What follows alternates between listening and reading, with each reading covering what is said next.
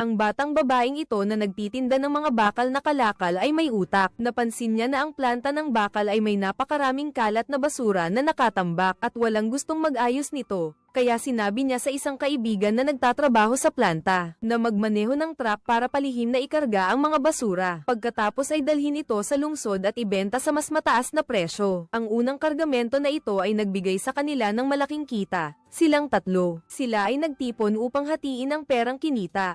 KY, kunin mo itong dagdag na NDT 500 para sa gamot ng iyong ina. Nang makita ang mukha ni KY na may halong lungkot, nalaman ko na natuklasan na ng pabrika ang ginagawa nila, kaya sinibak si KY.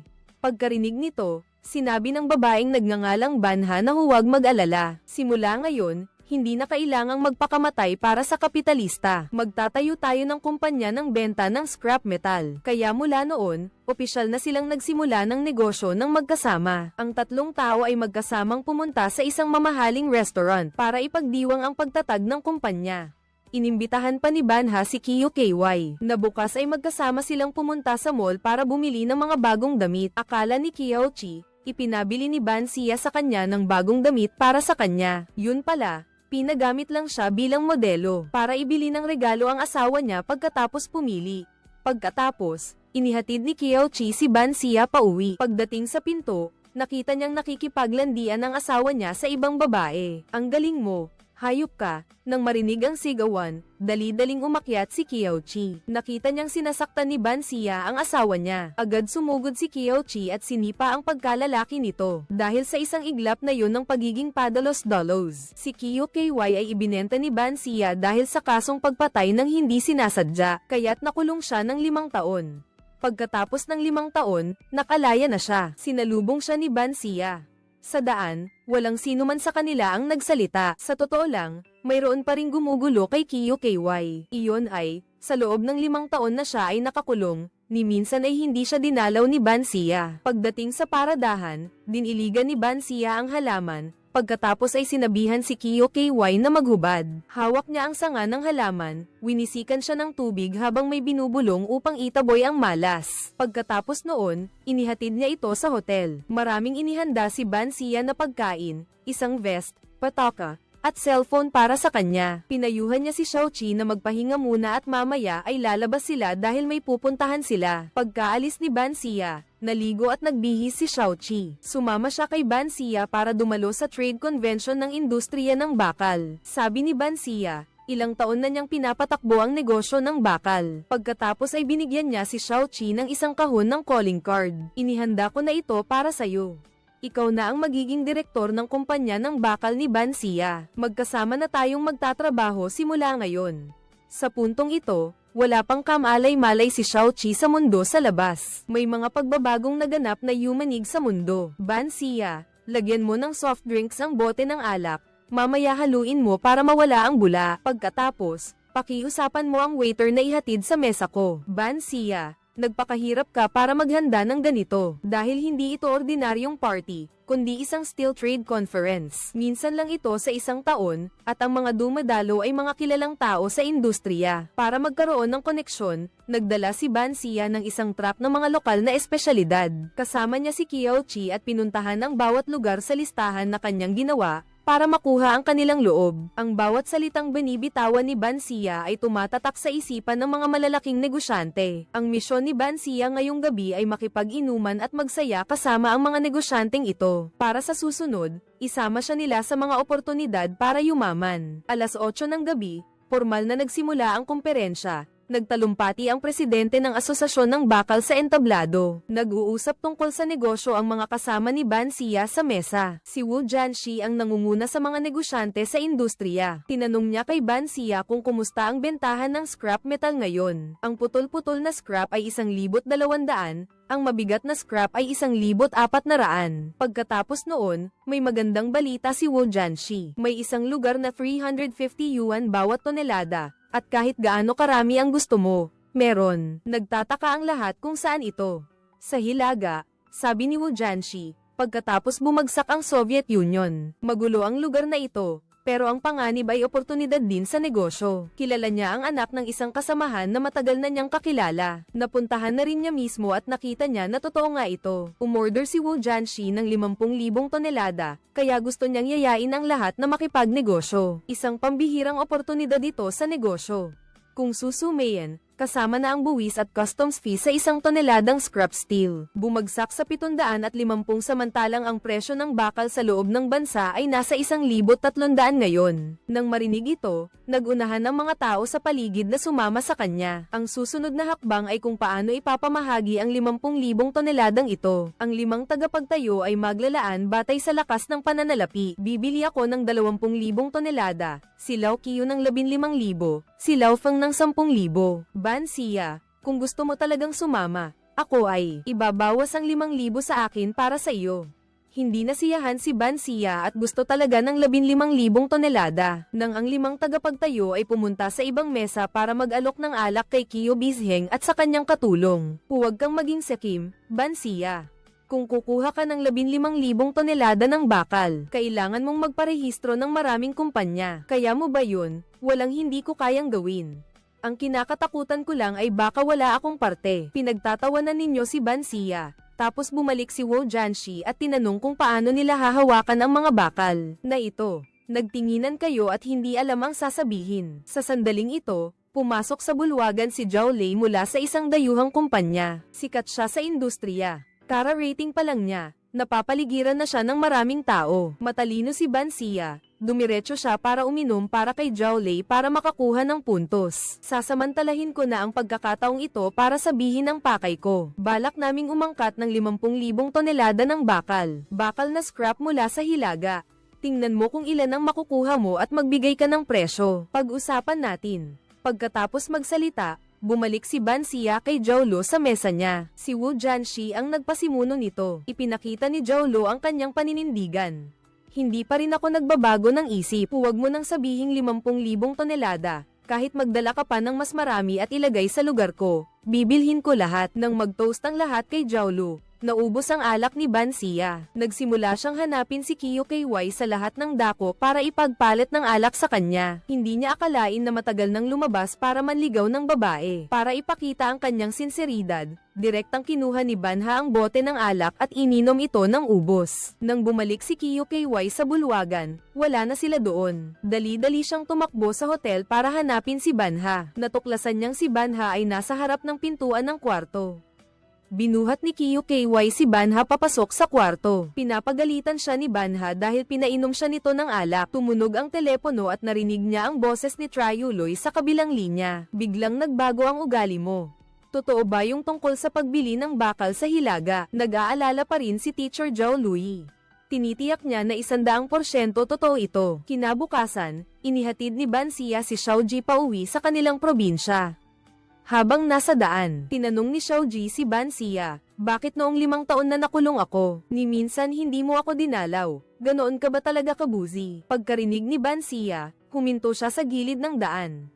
Sa totoo lang, naguguluhan din siya dahil hindi niya alam kung paano siya haharapin, pero sa mga nakaraang taon, lagi siyang nagpapasalamat sa kanya. Ipinagtanggol niya ang sarili niya nang saktan siya ng dati niyang asawa, kaya siya nakawala sa mapait niyang pagsasama. Sa anumang mangyari, mayroon pa ring 3 shareholder ang kumpanya natin, ako, si Vutru, at ikaw, kahit hindi kita madalaw. Pero sa tuwing dumadalaw si Vutru, ikinukwento niya sa akin ang kalagayan mo. Sa huli, nagbukas silang dalawa ng puso sa isa't isa, tapos dinala ni Banha si Qiu KY para dalawin ang puntod ng nanay mo. Lumabas na noong nakakulong si Qiu KY, si Banha ang nag-alaga sa nanay mo, kaya hindi na siya naghirap noong pumanaw siya. Pinili pa ni Banha ang lugar para sa libingan niya malapit sa bundok at ilog. Qiuqi, pulang-pula ang mata, nagpapasalamat kay Banha at Vutru. Dahil tinupad ninyo ang obligasyon ko bilang anak mula sa sandaling ito, ang kapalaran ninyong 3 ay magkakaugnay na rin. Natuklasan ni Banha, na matalino,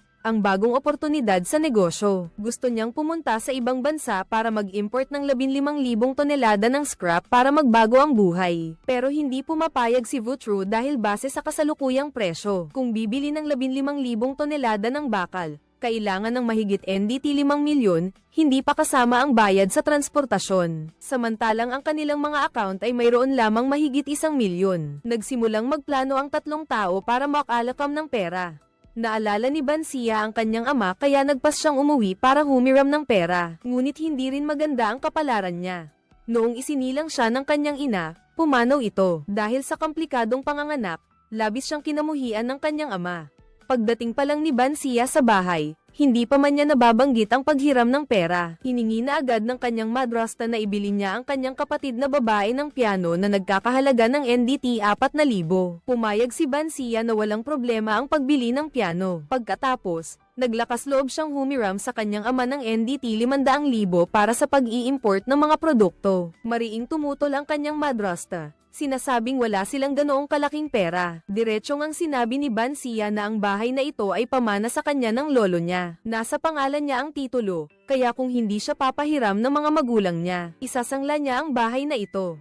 Maya-maya, pumunta sina Bansia, Xiaoqi, at Yuzhou sa kumpanya ni Qiu Bizing. Dati, pinaimbestigahan niya kay Bansia ang kanyang tauhan. Sa investigasyon, natuklasan nila na nagtayo ng planta ng bakal ang tauhan sa kanilang probinsya. Matapos makakuha ng ebidensya, iniulat ng 3 ang sitwasyon kay Qiu Bizing. Narinig ng tauhan ang mga sinabi nila sa labas at agad na binuksan ang pinto. Nasa harap na niya ang katotohanan, pero nagmamatigas pa rin siya. Nagdadahilan pa na ipinangalan lang sa kanya ang pagawaan para sa bayaw niya. Nang balak ng umalis ni Bansia, hinarang siya ni Qiu Bizing at pinakihusapang imbestigahan ang kaso. Kung may nagnanakaw ba sa mga tauhan niya ng order ng kumpanya. Sinamantala ni Bansia ang pagkakataon at humingi ng 1 milyong utang. Sa gayon, nagtagumpay siyang makahiram ng 1 milyon, pero kulang pa rin sila ng 3 milyon. Sakto namang dumating ang tatay ni Bansia na may dalang 300,000. Pinapasulat siya ng kasulatan ng pagkakautang ayon sa gusto ng madrasta niya. Sa pag-uwi mo ngayon, kailangan mong iuwi ang titulo ng lupa. Hiningi ni Hakangkang ang 500,000. Kung hindi, isasanla pa rin natin ang bahay. Ipinangako ko na kapag nakabenta ako, babayaran ko kayo ng 550,000. Kinabukasan, pumunta ang 3 sa isang dalampasigan para mag-inspeksyon. Pagdating doon, nagkatinginan ang 3, desididong makuha ito sa anumang paraan. Agad kumilos ang 3 at naghiwa-hiwalay. Una, pinuntahan ni Qiu KY at Vutro ang pinuno ng barangay. Nagtanong kung pwedeng umupa ng 30 ektarya ng lupa para gawing imbakan. Nagpapaupa kami ng 5 taon pataas. 200,000 won ang deposito kada taon, gusto niyong tumawad ng kaunti, pero ayaw pumayag ng punong baryo. Sabi niya maraming kumpanya ang nagkaka-interes sa lupang ito. Kung gusto ninyong umupa, bilisan ninyo. Huwag kayong magpatumpik-tumpik. Sa tingin ko pa lang, hindi magandang tao ang punong baryong ito. Dahil nakita niyang gustong-gusto nila ang putikan, kaya ayaw niyang magbaba ng presyo. Pagkalipas ng ilang araw, si Banha mismo ang nakipag-usap sa punong baryo. Hindi ninyo matataniman ang abandonadong putikan na yan, at mahirap din itong gamitin sa iba. Mas mabuti pa sigurong ipaupa nyo na lang sa amin. Kapag lumago ang negosyo namin, pareho tayong makikinabang. Hindi papayag ang kapitan at mga taga-baryo na bababa sa 500,000. Hindi namin yan ipapaupa. Sa loob lang ng ilang araw, biglang tumaas ang upa mula 200,000 hanggang 500,000. Labis itong ikinagalit ni Yuzhou. Ikaw mismo ang nagsabi na 200,000. Bakit pagkaraan lang ng ilang araw, tumaas na ang presyo? 500,000 ang gusto ng lahat. Pinipigilan ni Xiago ang kanyang galit at sinabing kaya nilang umupa ng hindi bababa sa 10 taon. Kung tataas ang halaga ng putikan sa hinaharap, pwede rin ba kayong magtaas ng upa? Hinahamak ng kapitan ang maliliit na negosyo tulad ninyo. Hindi sila dapat magbawas kahit 1 sentimo.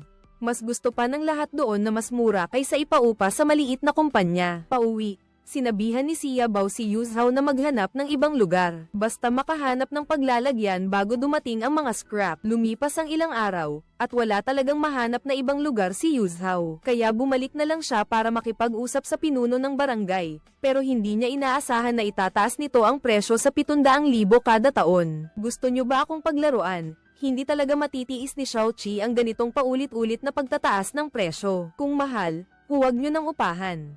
Kung walang pera, huwag kayong magpanggap na malaking boss. Galit na umalis ang dalawa sa barangay. Sa puntong ito, biglang may naisip na ideya si Yuzhao. Kung madumihan ng langis ang putikan na yun, hindi na nila yon mapapaupahan. Alam nilang pareho na napakasama noon, pero hindi niya talaga matanggap ang galit niya, kaya kasama ang mga kapatid niya na bagong labas sa kulungan. Nagmaneho sila ng ilang truck na puno ng langis papunta sa dalampasigan, pero biglang nakonsensya si Vutru. Agad niyang tinawagan si Kiyo KY para pigilan sila, pero walang sumasagot. Agad na nagmaneho si Vutru papunta sa putikan, pero huli na nang dumating siya. Nadumihan na ang buong putikan. Sa nasaksihan ng tanawing ito, nawalan ng pagtitimpi ang kalawakan, ngunit wala na rin itong magawa. Kinabukasan, nagising ang mga taga-baryo. Natuklasan nilang kontaminado na ang putikan dahil sa langis na itinatapon. Lahat ng isda at sea cucumber ay patay na. Sinulyapan ni Bansia ang tumagilid na sasakyan at ang langis. Alam niya agad kung sino ang may gawa nito. Hindi malilinis ang ganitong uri ng langis. Kapag tumagos ito sa tubig dagat, lahat ng sakahan sa buong nayon ay mawawasak. Pinagalitan ng pinuno ng nayon si Bansia. Sa ginawa mong ito, masasayang na ang putikan. Huwag kang ang magsalita ng kung ano-ano. May ebidensya ka ba? Kami ang may gawa nito, hindi si Bansia.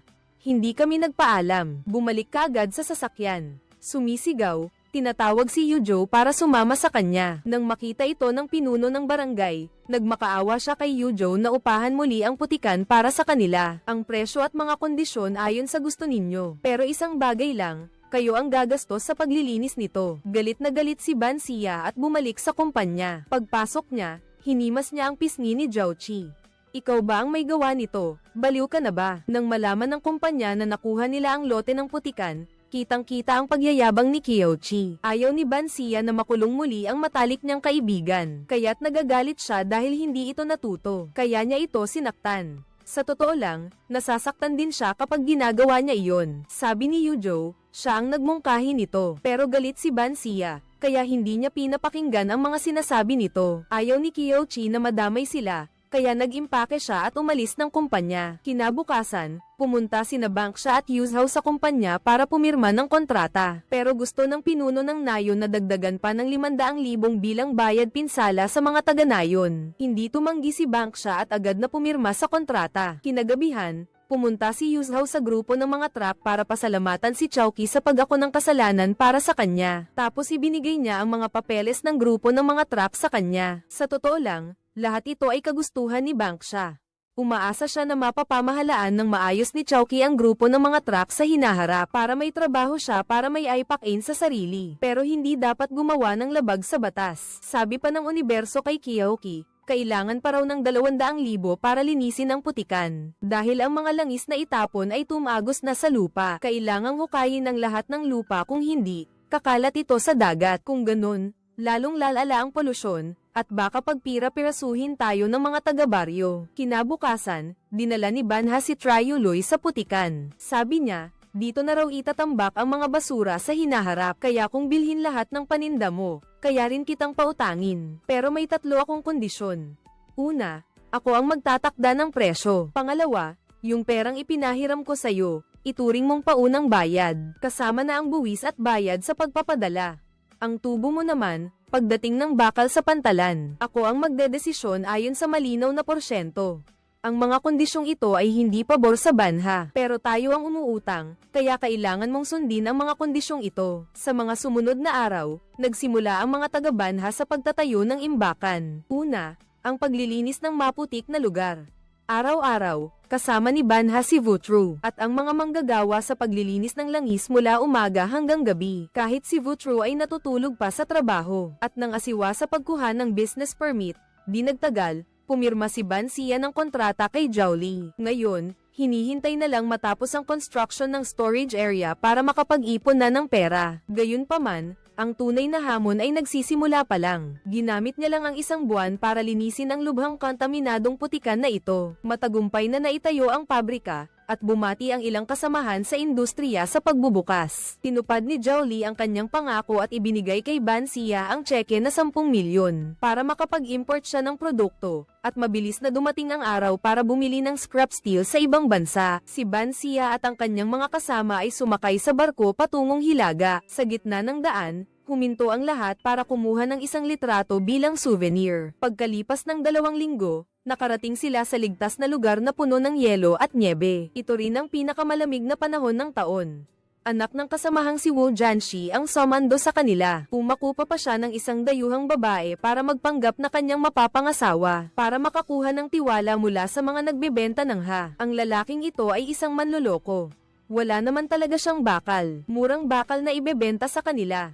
Dinala sila sa isang bahay na gawa sa kahoy para magpahinga. Sabi ng manloloko, bukas ng umaga dadalhin niya sila sa planta ng bakal. Pagkatapos suriin ang mga produkto at pumirma ng kontrata, ipinahayag ng tauhan ni Qiu Bizheng ang kanyang pagdududa. Pakiramdam ko may problema silang dalawa, pero walang nakikitang problema si Ban Xia. Kinabukasan, dinala sila ng manloloko para tingnan ang bakal. Lahat ito ay mga dekalidad na bakal. Pero magulo ang lugar na ito ngayon. Itinuturing nilang basura ang mga ito at ibinebenta. Nang makita nila ang kalidad ng bakal, agad silang pumirma ng kontrata. Nagbigay ang tusong lalaki ng malaking halaga ng pera sa manloloko. Dinala sila ng manloloko sa hapunan tapos ibinalik sila sa kubo. Pero hindi mabuksan ng mga tauhan ang pinto. Kahit ang mga gamit sa loob ay wala na. Umakyat sila sa bintana para silipin ang loob. Walang laman ang silid. At may kutob na si Wu Jianxi na may masama nang mangyayari. Akala ng kapitbahay ay magnanakaw sila kaya't tinawagan ng pulis. Kaya't nakulong sila sa istasyon ng pulis. Sa tulong ng embahada ng China, kinumpirma na niloko sila simula nang magkaroon ng reforma. Maraming Chino ang pumunta rito para magnegosyo. Sinasabi ko sa inyo, huwag kayong basta-basta magtiwala sa mga tao. Ang mga taong inilagay sa hotel ay nagsimula ng magkaroon ng alitan. Si Ban Xia lang ang tahimik at walang sinasabi. Pagkalipas ng ilang araw, lumabas na rin ang resulta ng investigasyon. Ang manlolokong iyon ay isang profesional na scammer. At ang planta ng bakal na iyon ay nag-aalok lang ng tour. Imbes na magbenta,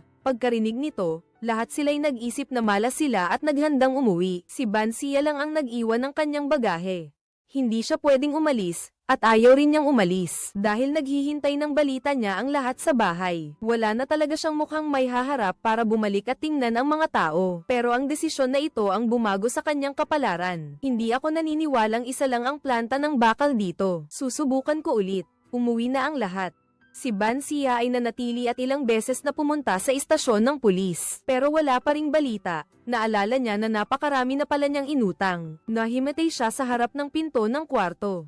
Pagkagising niya, nakita niyang nakahiga siya sa kama. At saka, may isang babaeng Chino na ibinili siya ng kaunting pagkain. Ang babaeng ito ay isang exchange student na ipinadala ng embahada para tulungan si Ban Xia. Magtrabaho ka bilang tagasalin ko ng ilang araw, babayaran kita. Okay ba? Kaya, si Ban Xia at ang tagasalin ay nagpunta sa planta ng bakal para hanapin ang manlolokong iyon. Pero wala silang nakita. Sa mga oras na ito, ang mga malalaking boss ay bumalik sa bansa. Dumadalo sila sa isang hapunan. Nakita ni Zhao Lei si Qiu Bizheng. Kaya tinanong ko siya kung bakit siya narito. Hindi ba't nasa ibang bansa ang lahat para bumili ng scrap? Pagkarinig nito, isinalaysay ni Qiu Bizheng kay Zhao Luli ang mga nangyari. Nanaloko sila. Pero buti na lang at deposito lang ang nawala. Hapon nang tumawag si Ban Xia, sinasabi pa niya sa akin na maayos pa rin ang lahat. Paano nangyari ito? Nasaan si Ban Xia? Naiwan si Ban Xia para hintayin ng pulis na lutasin ang kaso bago bumalik sa bansa. Sinamantala ni Qiu Bizheng ang pagkakataong ito para sirain ang relasyon ni Zhao Luli at Ban Xia. Sinabi niya kay Zhao Luli na maghanda dahil sa kanya. Alam kong ibinigay ni Zhao Lian ang mahigit 10 milyon kay Bangsha para mag-import ng mga produkto. Sa sinabi niya, ipinahihiwatig niya na gusto ni Bangsha na takbuhan ang pera. Nag-alala si Zhao Lian at agad na tinawagan si Bangsha para alamin ang sitwasyon. Gusto lang ni Bangsha na magbalita ng magandang balita kaya nagsinungaling siya. Medyo maayos ang lahat. Pagkarinig nito ni Zhao Lian, pinagalitan niya ito sa pagiging matigas ang ulo. Bakit hindi mo sinabi sa akin ang totoo? Umuwi na ang mga tao. Naloko na ang pera. Tapos sinasabi mong maayos ang lahat. Anong ginagawa mo pa riyan? Kailan ka babalik dito? Ang mas inaalala ko talaga ay ang kaligtasan ni Ban Xia. Ako ang gumawa ng kontrata. Pero hindi ako sakim at walang responsibilidad. Maraming paraan para kumita ng pera. Pero isa lang ang buhay. Malapit na ang bagong taon, umuwi ka na at huwag nang magpagala-gala sa ibang bansa. Kinabukasan, sinama ni Ban Xia ang interpreter niya para bumili ng ilang damit. Sa pagkakataong ito, nakita niya ang babaeng dayuhan. Nagpapanggap na mapapangasawa ng manloloko. Nang makita siya ni Ban Xia, agad itong tumakbo. Matapos ang habulan, sa wakas nahuli ni Ban Xia ang babae. Pinadapa ni Ban Xia sa lupa ang babaeng dayuhan. Paulit-ulit niyang tinatanong kung nasaan ang pera. Ipinatranslate niya ang sinasabi ng babae. Nagmamakaawa itong bigyan siya ng pagkakataong magpaliwanag. Pagkatapos, pumunta silang tatlo sa isang coffee shop. Ipinapaliwanag ng babae na hindi niya kilala ang lalaking iyon. Dati raw, binigyan siya ng pera ng isang middleman. Inutusan siyang magpanggap na anak ng may-ari ng pabrika. Ayaw makinig ni Bansia sa paliwanag. Gusto lang niyang mabawi ang perang iniloko sa kanya. Ipinangako niyang hindi niya ito palalampasin. Para daw makabawi, sinabi ng babaeng dayuhan na may tiyuhin siya sa Black Sea. Marami raw siyang reserbang bakal. Kahit gaano karami ang gusto namin. Medyo nagdududa ako sa sinabi niya. Isa siyang artista, paano ko siya paniniwalaan? Sabi niya, hindi raw kailangan ng deposito. Pwede raw naming inspeksyonin muna ang produkto, at kung satisfied kami, saka lang kami magbabayad. Kung hindi raw kami satisfied, pwede raw kaming umuwi agad. Nang marinig yan ni Bansia, naengganyo siya. Siguro, ito na ang magandang pagkakataon. Agad siyang tumawag kay Jowley. Sinabi niyang gusto niyang pumunta sa Black Sea. Kaya, binaliwala ni Bansia ang pagpigil ng lahat. Sumakay siya ng barko papuntang Black Sea kasama ang babaeng dayuhan. Pagkatapos ng isang araw, nakita ng tatlong taga-Binhay ang tiyo ng babaeng iyon. Ipinakilala ng babae sa kanyang tiyo na nasa hukbo na ito ang dalawa niyang kaibigang Chino. Sa pagkakataong ito, mas matalino na si Binhay. Sinabi niya sa kanila na maaari silang pumirma muna ng kontrata. Pero pagkatapos lang ikarga ang produkto sa barko siya magbabayad. Nag-isip si Binhay sandali at saka nagsimulang makipag-usap. Ang presyo ay 40 yuan bawat kilo. Malaki ang pangangailangan ng China sa bakal. Kung walang problema, babalik ako sa susunod na buwan. Umaasa ako na sa unang pagkakataong ito na magkasosyo tayo, maipapakita natin ang ating lubos na katapatan. Sa susunod, babayaran ko kayo ng 45 yuan. Pagkatapos sabihin iyon, gusto ni Bansia na suriin ang kalidad ng produkto. Pero sinabi ng kausap niya na sundalo siya. Hindi raw siya basta-basta makakapasok sa base para tingnan ang bakal. Kung hindi raw siya naniniwala, ayos lang. Nakita ni Bansia ang sinseridad sa mga mata ng kausap niya. Nagdesisyon siyang sumugal. Nagkasundo silang magtulungan. Pero sa pagkakataong ito, hindi na niya gusto ang 15,000 tonelada. Gusto niya ay 50,000 tonelada. Dahil sa desisyong ito, muntik nang mabaliw si Jowley. Babalak kong bumili ng 50,000 tonelada, kaya padalhan mo pa ako ng 250,000. Okay ka lang ba? Hindi mo pa nakikita ang produkto. Hinihingan mo na ako ng pera. Pagkasabi noon, agad na ibinaba ni Triuloy ang telepono. Sa puntong ito, nagsimula siyang mag-isip ng malalim. Naalala niya ang sinabi ni Banha. Ang pera ko para magtayo ng imbakan. Lahat ay inutang ko, at pati bahay at sasakyan ko ay naisanla ko na rin. Kung hindi ako makapag-import ng produkto sa pagkakataong ito, wala na akong patutunguhan. Kung papayag kang makipagtulungan sa akin, ipinapangako kong hindi kita bibiguin. Sa huli, napapayag ni Banha si Triuloy. Kung ang mga babae ay hindi natatakot, bakit pa ako mag-aalala? Pagkatapos, inutusan niya ang kanyang assistant na ipaalam sa accountant na maghanda ng 250,000 yuan at kinakailangang ilipat ito kay Bansia sa madaling araw. Kinabukasan, naghintay si Bansia ng 6 na oras. Sa gitna ng nakakalamig na hangin at nyebe, sa wakas ay dumating ang kausap. Sa pagkakataong ito, nakahinga ng maluwag si Bansia. Ang mga scrap na bakal na ito ay puro dekalidad. Pagkalipas ng ilang araw, bumalik si Bansia mula sa ibang bansa. Ang tatlo ay nagtipon at nagdiwang dahil malapit na silang yumaman. Pero hindi pa sila gaanong nagagalak nang dumating ang mga taga-kolektor ng buwis at pulis. Noong nakaraang taon, mayroon daw kulang na buwis ang kumpanya ninyo. NDT 150,000 ang kulang ninyong buwis sa negosyo.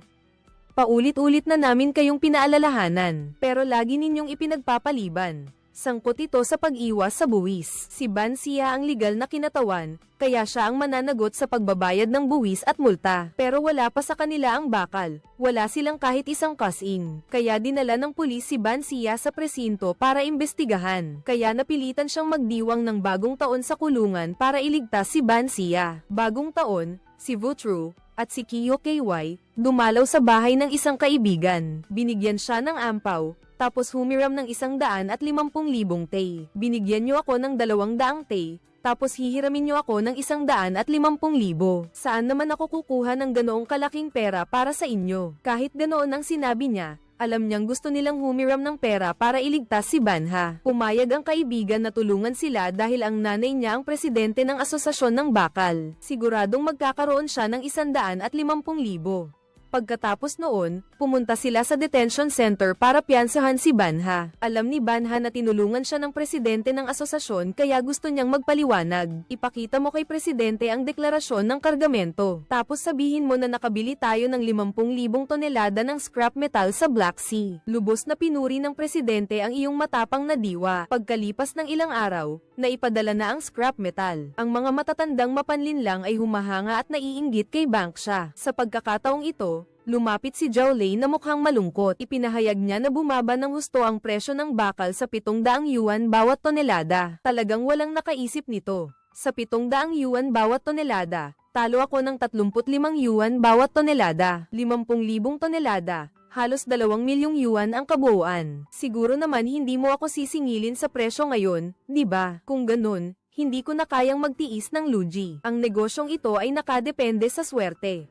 Kung may gyera, bilyonarya ka na sana ngayon. Pero kailangan nating sumunod sa kasalukuyang sitwasyon. Benta kay Zhao Lei, bilhin niya ang kargamento sa presyo ng pagbili natin. Pero hindi makakapagdesisyon si Zhao Lei tungkol dito. Kung ibebenta niya sa presyo ng pagbili natin, siguradong matatanggal siya sa trabaho. Kaya ang kaya ko lang gawin ay tulungan ka pang magtagal ng ilang araw. Nang wala nang malapitan si Bangsha, doon ako lumitaw. Bago pumunta si Bangsha sa ibang bansa para mag-angkat ng mga produkto, pinahiram siya ng tauhan ni Qiu Bizheng ng 1 million yuan. Ngayon alam niyang bumababa ng husto ang presyo ng bakal. Alam din niyang gusto ni Bangsha na maghintay na bumalik ang presyo ng bakal. Kaya pumunta siya rito para magbigay ng pressure dahil sa mga susunod na buwan, magkakaroon ng malubhang problema sa imbak na bakal. Dahil bumababa ang bilis ng pagkonsumo. Maghanda ka. Aabutin yan ng kalahating taon hanggang 1 taon. Alam niyang maibibenta ni Bansia ang lote ng bakal na to sa halagang 350 yuan kada tonelada. Pinahiram mo sa akin ng 1 milyon, katumbas ng 2,800 tonelada ng bakal. Ngayong wala kang pambayad sa akin, bayaran mo na lang ako ng bakal. Nang marinig yun ni Bansia, natawa siya.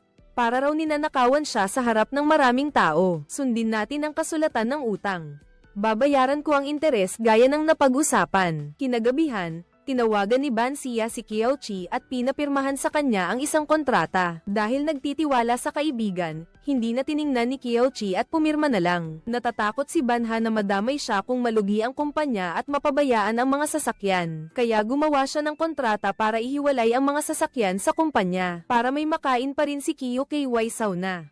Nalaman ni Kiyo KY ang tungkol dito. Labis siyang nagsisi na pumirma sa kontrata. Pero kahit anong mangyari, hindi niya susukuan ng kumpanyang ito.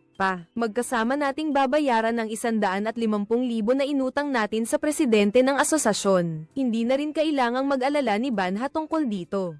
Hirap na hirap pa ring lumalaban si Triuloy. Pinipilit na siya ng kumpanya na bilhin ang lahat ng 50,000 tonelada ng bakal ni Banha. Dahil sa presyo ng merkado, nakonsensya si Bansia nang malaman niyang tinanggal sa trabaho si Zhao Liying ng kumpanya ng Sa. Kaya naawa siya at gustong ibenta ang mga bakal sa mas mababang presyo. Pero hindi pumayag si Zhao Liying. Ang tanging paraan ngayon ay maghintay. Maghintay na bumalik ang merkado.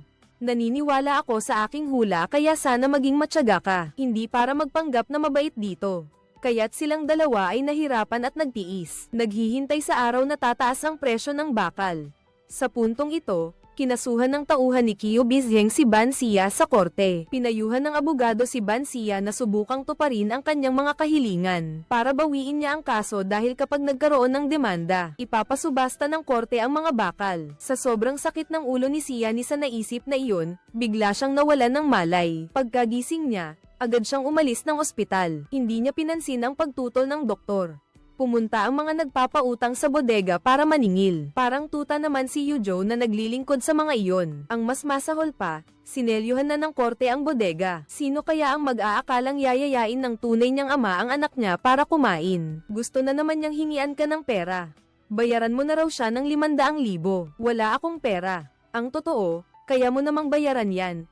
Pero lahat ng pera ko napunta sa mga scrap metal. Kailangan ko pang hintayang may benta yun bago ako magkapera. Dahil hindi siya nakakuha ng pera, bumalik ang tatay sa bodega para magwala. Alam niyang sinelyuhan na ng korte ang mga ari-arian ni Banha. Kaya gusto niyang papirmahin ang anak para ilipat sa kanya ang bahay. Nang hindi pumirma ang anak, agad siyang sumigaw. Yang anak na yan, walang hiya, kinuha lahat ng pampagamot ng tatay niya. Kaya si Banksha, napilitang pumirma para lang tumahimik siya. Para tulungan si Banksha sa pagbabayad ng utang, si Chowky, 3 araw at gabing walang tulog. Nagmamaneho ng truck ng buhangin para kumita, kaya ngayon, nakatulog siya sa sobrang pagod. Pagkagising niya, napansin niyang malapit na siyang bumangga sa poste. Agad siyang kumabig, pero huli na ang lahat. Pagkatapos noon, tumaob ang sasakyan. Sa huling sandali, sinubukan pa rin niyang protektahan ang nobya niya sa tabi. Dinala si Chowky sa ospital. Agad nilang ipinaalam kay Banksha. Ibinigay ng girlfriend niya kay Bansia ang pera na may naiinis na mukha, sabay sabi, kung hindi dahil sa sipag ni Kiaochi magtrabaho araw at gabi, akala mo ba saan kukuha ng pambayad sa upa ng parking space sa loob ng 6 na buwan, at sa sweldo ng mga empleyado? Saka lang nalaman ni Bansia na napakarami ng isinakripisyo si Kiaochi para sa kanya. Matapos ma-revive, nakaligtas si Kiaochi, pero maraming bahagi ng katawan niya ang nabalian. Ang pinakamalala, may isang bagay na matulis na gawa sa salamin na tumusok sa dibdib niya, at ilang milimetro na lang ay tatama na sa puso niya, kaya kailangan ng operahan agad. Bukas na ang paglilitis sa kaso ni Banksha. Sabi ng tauhan ni Kiyo Biteng, ipapatupad daw ang hatol mamaya. Ang naghihintay kay Banksha ay pagkalugi. Paulit-ulit niyang ipinapaalala ito kay Banksha. Sa totoo lang, ayokong humantong sa ganito ang relasyon natin. Kaya ang pinakamagandang gawin natin ay magkasundo. Ayaw ni Banksha na magtagumpay ang masasamang tao kaya tinanggihan niya ang alok nito. Sa pagkakataong ito, mahirap din ang sitwasyon ni Zhaolei. Pinaghihinalaan ng kumpanya na mayroon kayo ni Banksha. Kaya sinuri na ang lahat ng account at kontrata mo. Pati si Bansia, pinatawag ng legal department para tumulong sa investigasyon. Si Zhaolei, dahil nababa ang posisyon niya mula manager, naging secretary, labis na napahiya si Bansia. Kung nakinig lang sana ako sa iyo na magbenta ng Luigi, hindi sana umabot sa ganito. Tingnan mo ang binagong kontrata. Malinaw na nakasulat na bibilhin ng partner company ang lahat ng bakal, sa halagang 400 yuan kada tonelada, samantalang ang presyo sa merkado ay 500. Malinaw na sinasamantala nila ang sitwasyon. Binigyan ni Bansia ng kaunting oras ang sarili niya, pero mariing tumanggi ang kabilang panig. Kung hindi raw siya pipirma, kakasuhan siya ng panloloko sa kalakalan. Hindi lang siya, pati si Zhaolei ay matatanggal sa trabaho at mananagot sa batas. Nag-alinlangan si Bansia sandali, pinag-isipan ang mga kalamangan at kahinaan. Sa huli, nagpasya siyang pumirma, nang biglang sumugod si Zhaolei sa silid. Pinigilan siya at diretsahang pinunit ang kontrata sa harap ng lahat. Sa kabila nito, hindi na talaga kayang tiisin ni Bansia. Ngayon, kailangan niyang harapin ang mga kaso ng mga nagpautang. Malapit na rin siyang mapunta sa gipit. Ilang araw na lang at hindi na mapapasakan niya ang mga bakal na yon. Umaasa siyang iligtas si Zhaolei, pero ayaw sumuko ni Zhaolei. Wala nang ibang pagpipilian, kailangan lang nilang magpatuloy na lumaban. Una, tinawagan nila ang tauhan ni Kiyo Bizheng para makipag-usap. Sa ngayon, ang utang sa kanya sa pagbebenta ng mga gamot ay 1,300,000. Gusto niyang ibenta sa kanya ang 2,800 tonelada, sa halagang 350 yuan bawat tonelada. Hiwalay pa ang 300,000 na tubo. Pero ang walang hiyang to, ayaw sa pakiusap, gusto pang pilitin, gusto niyang bilhin lahat ng bakal na to sa ang presyong itinakda ng kumpanya ni Zhaolei. Tinanggihan ni Zhaolei, kaya binugbog siya agad. Ang walang kwentang yun, ayaw magpatalo. Napagdesisyonan niyang pabagsakin si Zhaolei, at malapit na raw itong mamatay. Sa mismong oras na ito, nagkaroon din ng problema sa loob ng grupo ni Kiaochi, dahil ibinigay niya ang lahat ng pera sa paghakot ng buhangin kay Bansia. Kaya nagalit ang mga empleyado. Para sa sarili nilang interes, nagdesisyon silang ibenta ang lahat ng malalaking truck. Nakikiramay rin ang girlfriend ni Kiaochi sa hirap ng mga empleyado. Taos-puso siyang yumuko para humingi ng paumanhin sa mga kasamahan sa grupo. Ipinapangako ko na lahat ng kikitain ng grupo natin, hahatiin natin sa lahat. Sa anumang paraan, babayaran ko kayong lahat. Hindi ako magkukulang ni isang sentimo. Sa mga nakaraang araw, hindi nakatulog si Bansia. Naghihirap at naghihintay sa pagtaas ng presyo ng bakal. si Zhao Lei ay tinanggal na rin sa pwesto. Si Xiao Qi ay nagpapagaling pa rin sa ospital, at si Yu Zhou, araw-araw na nagsisilbi sa mga nagpapautang. Walang sumuko sa atin. Ang kapalaran nila ay konektado sa isa't isa. Habang papalapit ang araw ng subasta, ano kaya ang naghihintay kay Ban Xia? Pagkabangkarote o pagbabago? Kinabukasan, kinuha ni Ban Xia ang remote at binuksan ang financial channel sa TV. Narinig niya ang balitang babago sa kanyang kapalaran. Pagkatapos ng 8 buwang pagbagsak ng merkado ng bakal, sa wakas, biglang tumaas ang presyo ng bakal sa China.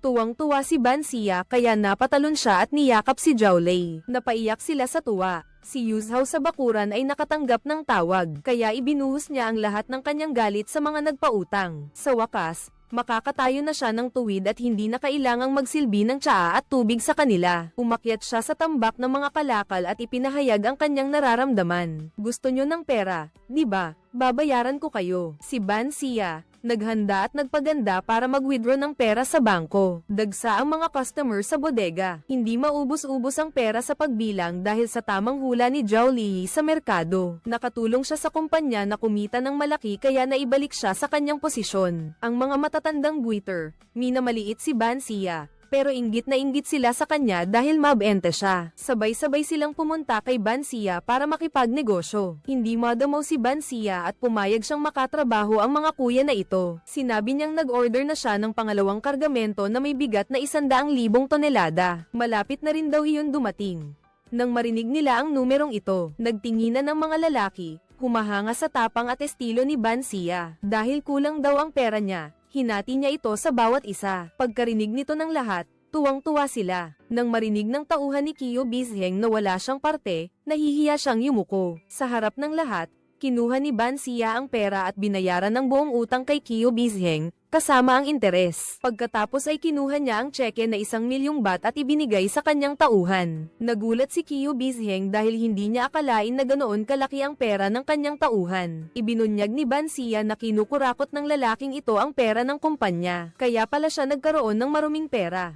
Nagalit si Qiu Bizheng at pinagalitan ng husto ang kanyang tauhan. Ipinangako niyang ipapakulong niya ito bilang pasasalamat kay Zhao Lei sa pagtulong sa kanya. Ipinagbili ni Ban Xia ang bakal sa kumpanya nito sa halagang 1,000 RMB. Samantalang ang presyo sa merkado ay 1,500 RMB. Kaya malaki ang naitulong ni Zhao Lei sa kumpanya. Pagkatapos, binigyan niya ito ng 1,000,000, ngunit tinanggihan niya. Sabi niya, sapat na raw na ilibre siya ni Ban Xia ng isang kainan. Dumating si Zhao Lei sa hotel ng gabing iyon gaya ng napag-usapan. Si Ban Xia ay nagbihis ng maganda at dumating sa tagpuan ng mas maaga ng 1 oras. Pagpasok ni Zhao Lei, nabighani agad siya sa ganda ni Ban Xia. Binati niya si Ban Xia sa pagiging mayaman gaya ng kanyang inaasam. Sa tingin ko, may posibilidad pa ring tumaas ang presyo ng scrap steel sa mga susunod na araw. Kaya balak kong mag-import pa ng mga produkto para ibenta sa Thailand at kumita. Pagkatapos sabihin iyon, inilabas ni Ban Xia ang isang blueprint ng plano sa hinaharap. Gusto kong magtayo ng isang pantalan dito para makaparada ang mga truck na nagdadala ng mga produkto. Sabi ni Zhao Lei, natatakot siyang hindi kanya kayang suportahan sa pinansyal. Dahil balak niyang magbitiw sa trabaho matapos ang mga nangyari. Napagtanto niya na hindi siya dapat makipagtrabaho sa mga dayuhan. Si Ban Xia ay sinamantala ang pagkakataong ito para imbitahan si Zhao Lei na maging consultant niya para tulungan siyang suriin ang tubo sa pag-import ng scrap steel. Sa susunod,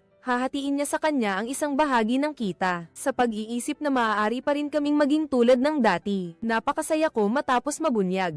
Nagmadaling bumalik sa kumpanya ang tauhan ni Qiu Bizheng para sirain ang ebidensya. Pero ipinatawag na ni Qiu Bizheng ang pulis para arestuhin siya. Sa kasalukuyan, noong 1998, natapos ni Bank siya ang daungan na may 10,000 tonelada. Ito rin ang unang heavy-duty na daungan na may 10,000 tonelada sa lungsod na ito. Sa pagkakataong ito, si Bank siya ay isa ng matagumpay na negosyante na may milyon-milyong dolyar na ari-arian. Sa pagbubukas, sinabi niyang mayroon siyang determinasyon at kumpiyansa na gawing pangnasyonal ang kanyang daungan at maging isang world-class na sentro ng pag-iimbak at pamamahagi ng materyales. Dumating ang presidente ng Asosasyon ng Bakal at Asero para bisitahin ang daungan. Pinayuhan si Bank siya na magpatupad ng ilang pagbabago sa teknolohiya dahil malapit nang ipareforma ng probinsya ang pagkontrata ng ikalawang uri ng asero sa labas. Para kay Bank siya, isa itong napakabihirang pagkakataon sa buhay. Ngayon, Ang pagbid ay bukas sa publiko, kaya pantay-pantay ang pagkakataon ng lahat. Kamakailan, madalas na umuubo si Yuzhao, at umabot sa sukdulan ngayon nang umubo siya ng isang patak ng syrup. Nag-alala si Xiaoqi at sinabihan siyang magpatingin agad sa ospital. Pero tumanggi si Yuzhao. Ipinagbili niya kay Xiaoqi na huwag sabihin ito kay Bangsha. Mabuti naman ang pakiramdam ni Vutru, kaya hindi na ito pinansin ni Kiyo KY. Di nagtagal, pumasok si Vutru sa banyo para maghilamos. Bigla na naman siyang inatake, at nang magpa-check up, natuklasan ng doktor na wala na siyang gaanong oras. Lung cancer. Hinalang nasa huling yugto na. Doon lang nalaman ni Banha na nagtatrabaho si Vutru sa maruming basurahan. Sa loob ng mahabang panahon, wala man lang siyang kahit anong proteksyon, kaya nagkaroon siya ng lung cancer. Kumalat na ang mga cancer cells. Kung basta-basta siyang ooperahan, hindi rin magiging maganda ang resulta. Si Banha ay labis na nasasaktan at sinisisi ang sarili dahil sa kanya kaya nangyari ito sa kanya. Nagpasya siyang itago ito kay Vutru. Walang gaanong problema, magpahinga ka lang. Nakahinga ng maluwag si Vutru nang marinig iyon. Kinabukasan, aalis si Banha papuntang Hilagang Silangan para bumili ng mga kagamitan para sa planta ng asero na aming itatayo dahil palaging pinapangarap ni Vutru na magkaroon silang tatlo ng isang planta ng asero. Kaya gusto niyang makita ni Vutru ang planta bago siya mamatay. Kaya kailangan niyang magtagumpay sa pagpunta niya sa Hilagang Silangan. Pero ang hamon ay nagsisimula pa lang nang dumating siya. Halos matakot siya sa mga lalaking gutom na tigre na sumisira sa karatula. Nang makita nila si Bansia, nilapitan nila siya at tinanong kung ano ang ginagawa niya roon. Tapos gusto nilang buksan ang bag niya. Sinubukan ni Bansia na protektahan ang kanyang bag. Sa kritikal na sandali, may ilang kabataan na nakarinig ng sigaw. Tumakbo at binugbog ang mga gutom na tigreng ito. Sino ang nagpapahintulot sa inyo na sirain ang karatula? Hindi alam ni Bansia ang gagawin. Dali-dali niyang kinuha ang kanyang telepono at tumawag sa pulis. Sa magkabilang panig, pareho silang mararahas. Di nagtagal, dumating ang mga pulis at kinaladkad ang dalawang grupo. Sa grupo, may isang binata na sumisigaw habang kinakaladkad. Pakisabi sa 201, Building 56. Pakisabi sa kanila, matapang na pumunta si Bansia sa address na sinabi ng lalaki at kumatok. Sinong hinahanap mo? Hiha, sa dulo ng kalsada, may dalawang grupong nag-away at inaresto ng mga pulis. Tapos, baka kasama doon ang anak ninyo. Pinakiusap niya sa akin na ipaabot sa inyo. Pinapasok ng matanda si Bansia sa bahay. Pagpasok niya, nakita ni Bansia na may isang grupo ng tao. Nalaman nila na inaresto ng pulis ang mga anak nila. Gusto ng mga magulang na to na magpunta sa presinto para magkagulo at bawiin ang mga anak nila. Nagdedebate ang lahat sa bahay nang biglang nabasag ang salamin. Kung sino ka man, huwag nang magpatumpik-tumpik pa. Sabi ng linisin nyo na. Sa pagkakataong ito, nalaman ni Bansia na lahat sila ay mga manggagawa sa pabrika ng bakal. Dahil kailangang magbago ang bansa, kailangang give ng mga pabrika. Ganito rin ang gusaling ito, pinutulan na ito ng kuryente, pinutulan ng tubig at sistema ng pagpapainit. Pero ayaw umalis ng mga manggagawang ito. Sa pananaw ng isang tagalabas, sa tingin ko dapat kayong kumuha ng abogado para asikasuhin ang kasong ito. Naisip na namin yan dati. Pero walang gustong umako ng kaso. Nakakaawa talaga itong mga matatanda, para kay Bansia. Kung nagtitiwala kayo sa akin, tutulungan ko kayong maghanap ng abogado. Tinawagan ni Bansia si Zhaolei, at napag-alitan siya nito. Bansia, huwag ka nang makialam. Napaka-komplikado ng sitwasyon dyan. Bago ka pa lang dyan, kaya hindi mo naiintindihan. Hindi na kayang tiisin ni Bansia na manahimik na lang. Alam mo ba kung gaano kalamag dito? Ilang oras pa lang ako rito. Halos nagyayelo na ako. Tapos yung mga matatanda na yan, wala man lang heater. Nilalamig na ba masyado ang ulo mo kaya hindi ka na makapag-isip o ano? Bibili ka ba ng makinarya o hindi? Kung hindi, bumalik ka na rito. Desidido si Bangsha na tulungan sila. Hiningi niya kay Zhaolei na kontakin ng kaibigan niyang abogado para tulungan siya. Kahit labag sa kalooban niya, pumayag pa rin si Zhaolei na tulungan si Bangsha. May pag-aalinlangan ang mga tao rito nang makita si Bangsha. Sobrang bata pa. Pero ang kaibigang abogado ni Zhaolei ay talagang magaling. Hindi pa siya nagtatagal, nasando na niya ang mga bata. Labis na nagpapasalamat ang mga manggagawa kay Bansia. Ang sumunod na problema ay ang pabrika matapos malaman ang sitwasyon. Sabi ng abogado, ang pagputol ng tubig at kuryente ng mga manggagawa ay paglabag sa regulasyon. Ipinagkatiwala ni Bansia sa abogado ang pag-asikaso nito. Pero hindi lang gusto ng mga tao na maibalik ang kuryente at tubig. Ang pabrika ang buhay nila. Kailangan nilang pangalagaan ang pabrikang ito. Isa lang ang hiling namin, ang panatilihin ang pabrika. Sabi ng abogado, kailangang give-a ng pabrika ayon sa patakaran ng Estado. Ang desisyong ito ay inaprobahan na ng Estado.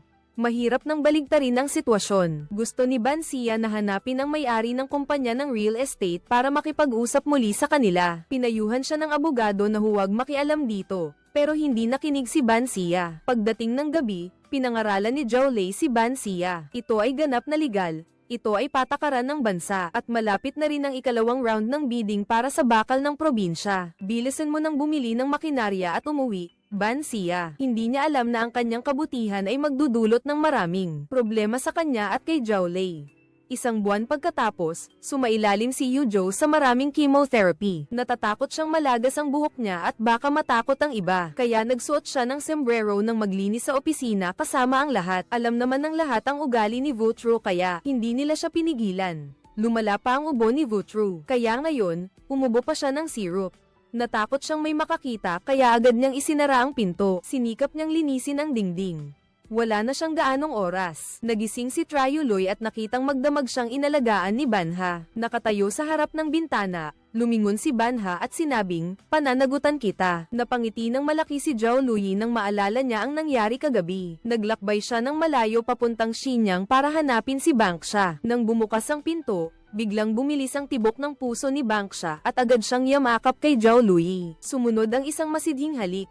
Sinenyasan ni Bangsha si Zhao Luyi na pumasok sa kwarto. Naintindihan ni Zhao Luyi at sumunod agad, hindi man lang pinansin ang kanyang malita. Binuhat niya si Bangsha papasok sa kwarto at magkasama silang nagdaos ng isang gabing puno ng pagmamahalan. Kinabukasan, pagod na pagod si Zhao Luyi, habang si Bangsha naman ay labis na nasiyahan sa ipinakita niya. Matapos ang isa pang may sensinang pag-uusap, nakatulog na si Bangsha. Hinintay ni Zhao Li na makatulog ka bago niya inalis ang kamay niya. Tapos tahimik siyang umalis ng hotel pagkatapos ng ilang sandali. Si Bancia, naantok pa, napansin niyang wala na si Zhao Li, at hindi niya rin dala ang telepono niya.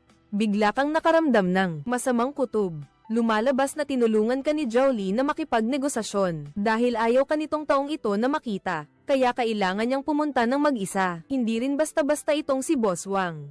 Pinahukay niya sa mga tauhan niya ang isang butas sa yelo para makapamingwit siya. Para magpasikat kay Zhao Li, sinabi niya na kung lulundag lang daw si Zhao Li sa butas sa yelo, pumayag agad akong makipagkita kay Bancia. Si Zhao Li ay walang pag-aalinlangang tumingin sa hukay ng yelo. Tatagal lang ako dito ng 3 minuto. Kung lalampas ng 3 minuto, kailangan mo na akong dalhin sa ospital. Pagkasabi niya, naghubad siya ng jacket sa gitna ng napakalamig na panahon, tapos tumalon sa hukay ng yelo. Hindi akalain ni Boss Wang na handa niyang isugal ang buhay niya para sa isang babae. Bumukas ang elevator at nakita na lang ang assistant ni Lei na naghihirap, nanginginig sa ginaw. Yakap ni Bancia ang assistant ni Lei nang may pag-aalala. Hindi makapagsalita. Napag-usapan na namin ni Boss Wang. Magkita tayo bukas at pag-usapan. Sa wakas, nakilala ni Bancia si Boss Wang. Pagkatapos kumain, pinuri ni Wang ang pagkain. Ipinagmalaki ni Zhao Lei ang kanyang pagkalalaki, at pagkatapos ay inilabas ang kontrata sa pagbili ng planta ng bakal. Sabi niya, gumastos daw siya ng malaking pera para bilhin ang planta, at kung gusto ko raw, kunin ko na lang ang mga kalakal. Okay lang kahit hindi magbayad, pero tandaan mo, huwag makialam sa mga bagay na hindi mo dapat pakialaman. Gayunpaman, determinado si Bancia na ipaglaban ang katarungan para sa mga manggagawa. Gusto niyang magbigay si Wang ng kuryente at tubig sa kanila. Nakalimutan niyang may sariling problema rin si Wang. Negosyo ang pinag-uusapan ko, hindi ang sentimiento ko sa bulok na pabrika ng bakal na yan. Mahigpit na nakipagtalo si Siahi at sinabing isipin mo ang kalagayan ng mga manggagawa. Ibigay mo sa kanila ang mga pangunahing pangangailangan para masiguro ang kanilang buhay. Kung hindi, sasamahan niya silang magsampa ng kaso.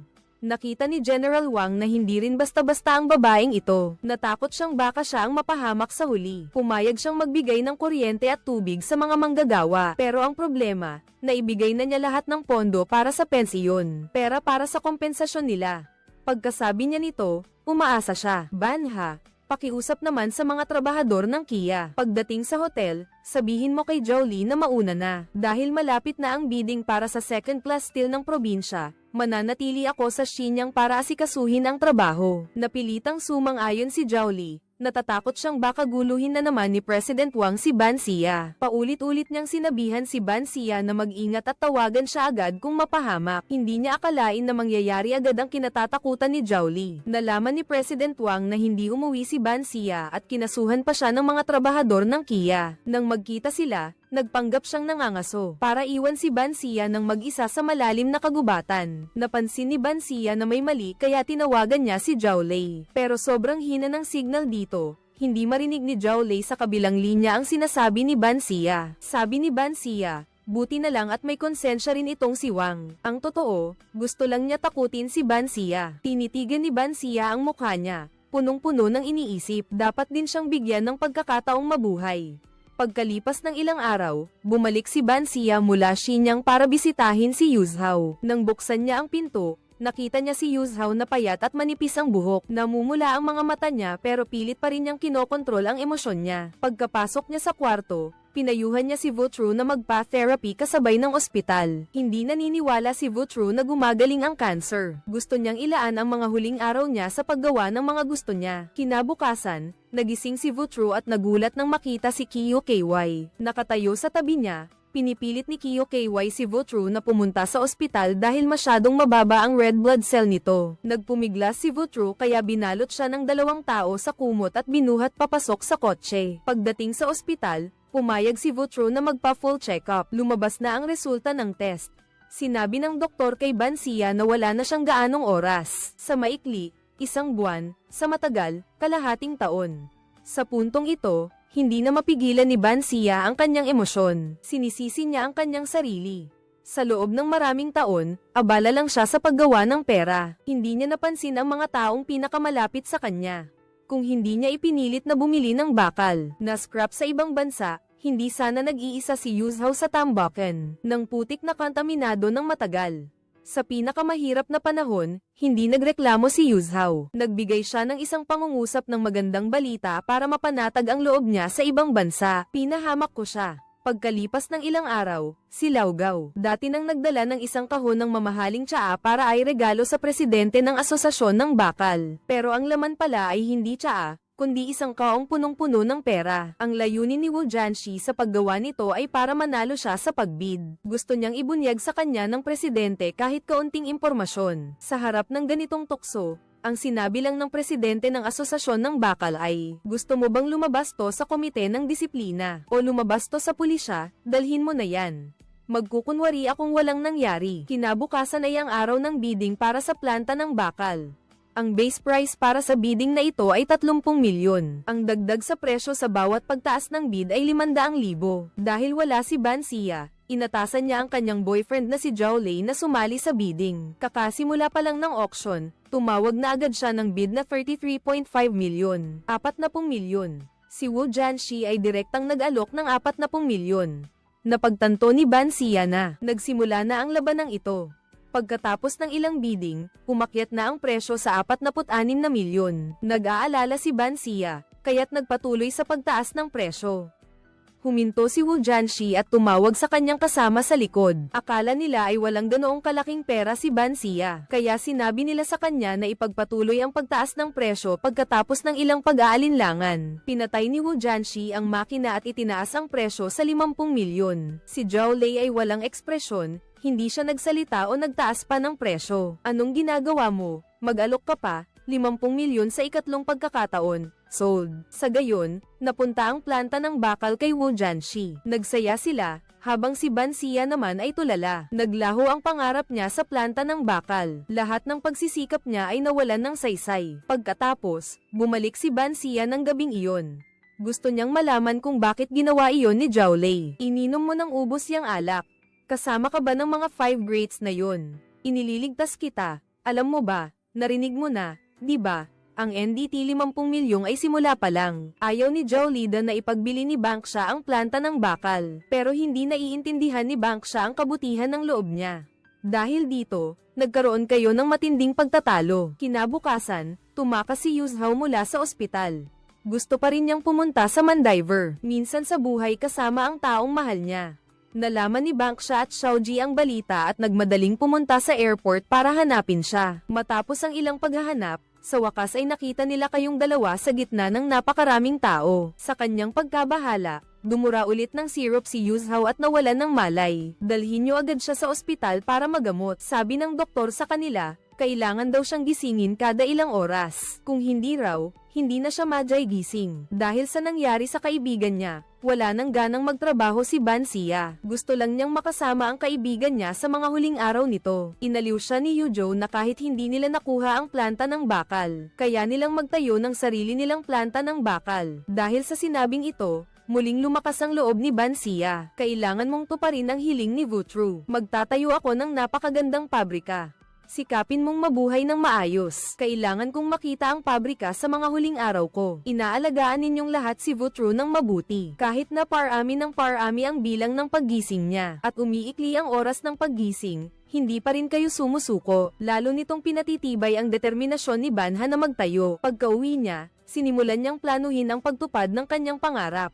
Ang mas mahalaga ay tuparin ang pangako sa universo na nakikipaglaban sa kanser. Nagtayo ng isang steelhouse na tinatawag na pabrika ng universo. Pagkatapos, inimbita niya ang mga profesional na inhinyero mula sa Northeast at ilang manggagawa, mga bihasang manggagawa na pumunta sa ibang bansa para matuto ng advanced na teknolohiya. Dahil sa panahong ito, ang pinakasikat na pabrika sa lungsod ay natapos na. Ang pinakamalaking kalaban ni Bangsha ay ang mga matandang lobong ito. Hindi pa katagal pagkatapos magbukas, kumita na sila ng maraming order, hindi na mabilang ang pera. Naiintindihan ni Bangsha kapag ang isang lungsod ay may dalawang bahay. Kung gusto nating makipagkumpitensya sa kanila, kailangan nating sundin ang mga pamantayan, mataas na teknolohiya at pinaka-advanced na teknolohiya. Iyan lang ang paraan para makagawa tayo ng mas mataas na kalidad na bakal. Hanggang sa gabing iyon, itinuro niya ang putikan at nagtayo ng pulang bandila. Tinitiyak na sa loob ng 3 taon, hindi lang putikan at pantalan ang magkakaroon. Kahit ang lugar sa paligid ay magliliwanag din. Kailangan niyang magtayo ng pabrika sa lalong madaling panahon. Pagkatapos ay dinala ni Xia Mang ang plano para sa pagtatayo ng gawaan ng bakal sa ospital. Humihikbi niyang sinabing nakakuha na siya ng pwesto. Ang mga pinangarap natin noon ay malapit ng matupad. Pwede mo ba akong dalhin doon kahit isang beses? Para kapag wala na ako sa mundo, alam ko kung saan ako dapat pumunta. Pumayag si Ban Xia sa kanya pagkatapos ng ilang sandali. Sinimulan nilang isagawa ang plano nilang pagtakas para kay Qiaoqi. Hinarang ang nurse. Pagkatapos ay itinulak si Yuzhou palabas ng ospital papunta sa pwesto. Sa mga oras na ito,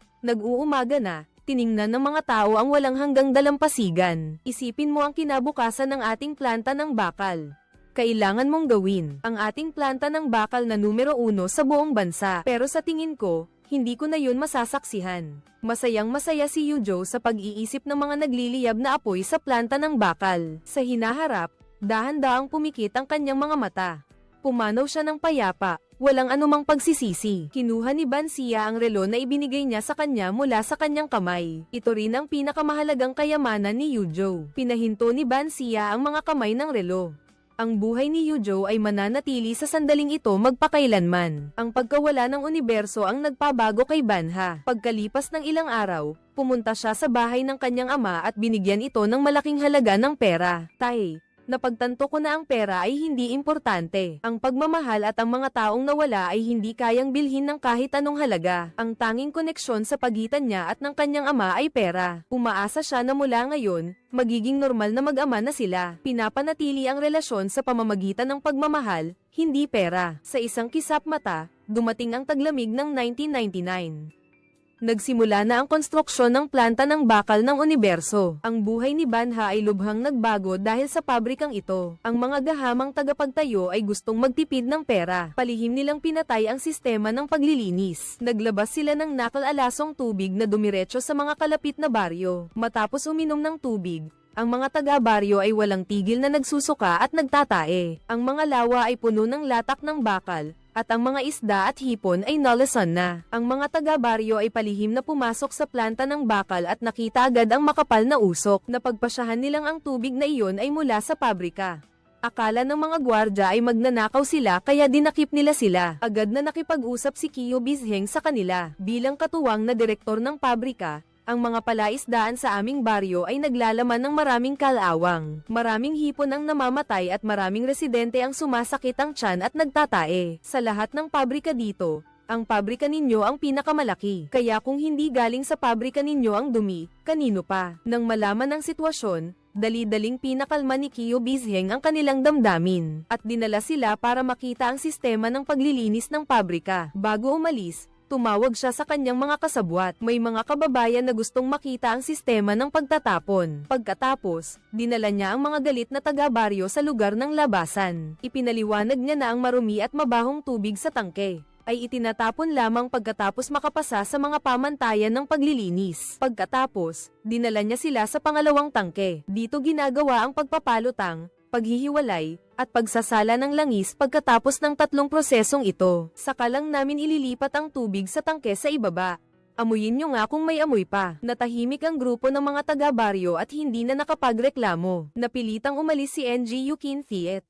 Nakita niyang nakabukas ang kagamitan kaya pinagalitan niya ang empleyado. Alam mo ba kung magkano ang gasto sa 1 minutong pagbukas ng kagamitang ito? Ipinaliwanag ni Ko Tachin na may grupo ng mga taong gumawa ng gulo kanina, kaya kinailangan nilang buksan ito.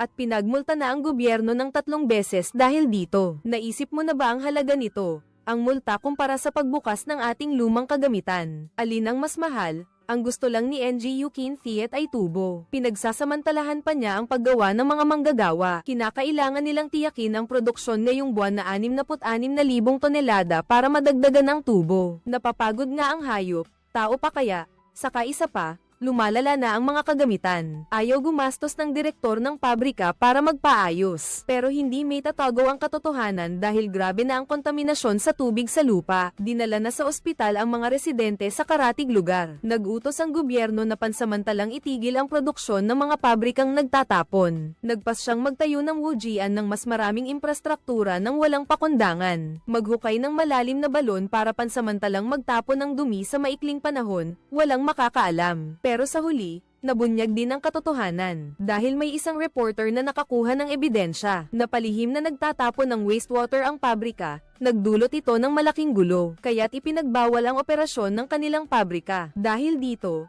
ang kinabukasan ng pabrika ng bakal ng Kalawakan, na may malaking potensyal, ilang araw pagkatapos, dinala ni Ban Sia si Zhao Lei sa bahay para ipakilala. Sinabi ni Zhao Lei sa tatay ni Ban Sia na malaki ang utang niya sa bangko para itayo ang pabrika. Nang malaman ito ng tatay, pinayuhan niya ang kanyang anak na huwag masyadong maging ambisyoso. Pagkaalis ni na Ban Sia, hindi mapakali ang tatay at gustong bigyan ng kaunting pera ang kanyang anak. Kinabukasan, sumakay siya ng taxi para puntahan ang anak niya. Nagulat si Basia nang makita niyang nakalaya na ang dating asawa ng anak niya. Noong taong iyon, nasira ng husto ang bato niya dahil sa sipa ni Kiyochi. Ngayon, kaya na lang niyang magmaneho ng taxi na may dalang bote ng ihi araw-araw. Nalaman ng dating asawa na pagkatapos makipaghiwalay sa kanya si Basia, nagbukas ito ng planta ng bakal at umasenso ang buhay nito. Nakaramdam siya ng sama ng loob. Pagdating sa bahay ng anak niya, sinabi ng tatay kay Basia na nakalaya na ang dating asawa nito at ibinigay ang savings account na 500,000 sa anak niya para lumipat ito ng ibang lugar. Kinagabihan, pinuntahan ni Sia Hee at Kiyochi ang bahay ng kanyang dating asawa. Binigyan niya ito ng 100,000 yuan, umaasang matatapos na ang namamagitan sa kanilang dalawa para makapagsimula silang dalawa ng bagong buhay. Hindi tinanggap ng dating asawa ang pera. Itinuro niya ang bote ng ihi at galit na sinabi, "Simula nang sipain mo ako, hindi na gumaling ang pag-ihi ko. Kailangan ko pang maglagay ng bote sa kotse dahil baka umihi ako kahit anong oras. Hindi na nga ako umiinom ng tubig. Sasabihin ko sa iyo ang totoo. Ang pagbabalik ko ngayon ay para maghiganti sa iyo." Nakita nilang hindi normal ang pag-iisip niya, kaya natakot silang dalawa at agad na umalis. Kinagabihan, nagmaneho si Ban Sia pauwi sa bahay ng kanyang dating asawa. Isang taxi ang sumusunod sa likuran ni Ban Sia. Napansin niyang may mali kaya binilisan niya ang takbo. Sa isang liblib na lugar, sumugod ang kanyang dating asawa at pinilit siyang huminto. Kinuha niya ang bakal at pinukpok sa ulo ni Ban Sia. Saka dahan-daang lumapit sa kanya. Pababa ng pababa ang paningin ni Ban Sia hanggang sa mawalan siya ng malay. Nang magising siya, natuklasan niyang dinala na siya ng mga manggagawa sa malapit sa ospital. Pero ayaw niyang kasuhan ang kanyang dating asawa dahil sa tagal na panahon na puno ito ng sama ng loob. Umaasa siya na pagkatapos ng pangyayaring ito, makakalimutan na ng kanyang dating asawa ang nakaraan. Kinabukasan, pinayagan niya itong makalaya at binigyan ng isang bank card. Nangako siya na mula ngayon, regular siyang magpapadala ng pera doon buwan-buwan. Dati, Sinaktan kita, ngayon sinaktan mo ako.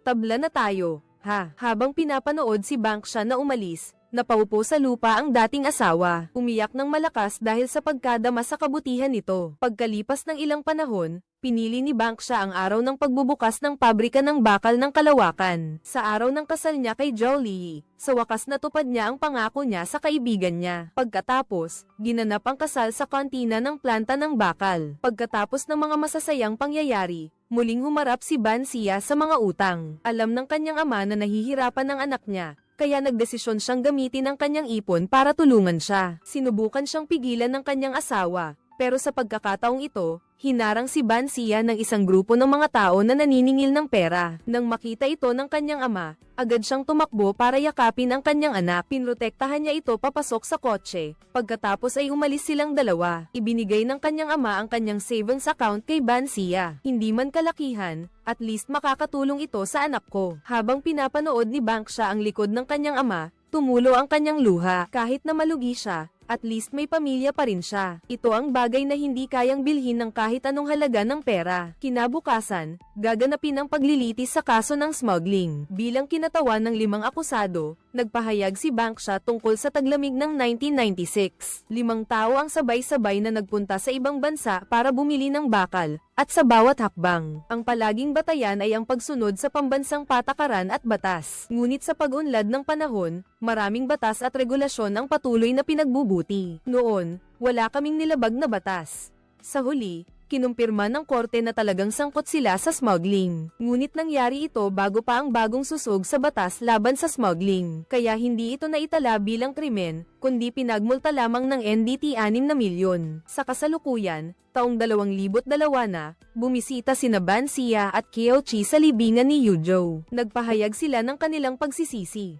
Noong taong iyon, nagtapon sila ng langis na basura para makapagrenta ng lote. Dinungisan nito ang buong putikan, kaya nawalan ng pagkakakitaan ang mga taga-baryo. Kahit na maraming taon na ang nakalipas at nabayaran na rin nila ang mga pamilyang naapektuhan. Pero tumagos na ito sa puso ni Bansia.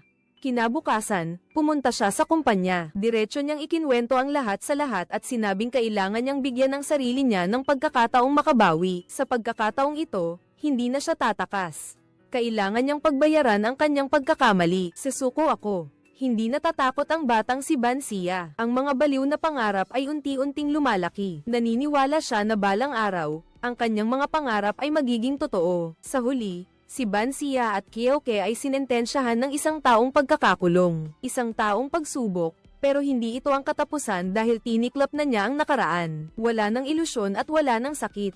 Ang natitira para kay Bansia ay isang mas magandang kinabukasan.